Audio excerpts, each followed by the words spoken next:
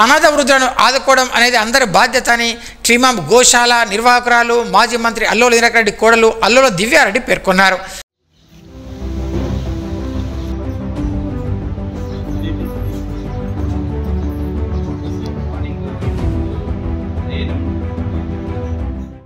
ఆదివారం సాయంత్రం నిర్మల్ జిల్లా కేంద్రంలోని ప్రదేశ్ నగర్ మస్తాన్ దుబ్బ ప్రాంతంలో డవ్ అనాథ వృద్ధాశ్రమాన్ని ఆమె సందర్శించారు.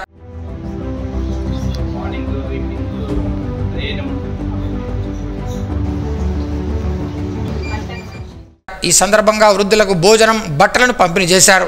వారితో ఆప్యాయంగా మాట్లాడి యోగక్షేమాలు తెలుసుకున్నారు. సేవాభావంతో ఇలాంటి వృద్ధాశ్రమంలో వృద్ధులకు అన్నదానం లాంటి కార్యక్రమాలు చేపట్టడం సంతోషంగా ఉందని పేర్కొన్నారు.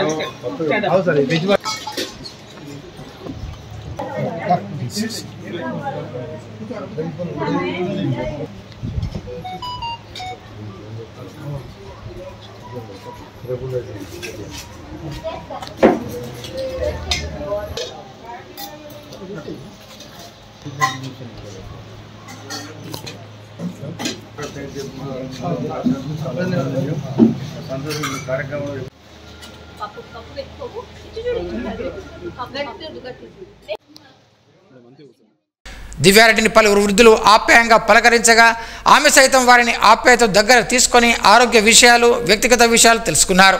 ఎలాంటి ఆపద వచ్చినా తమను కలవాలని సూచించారు.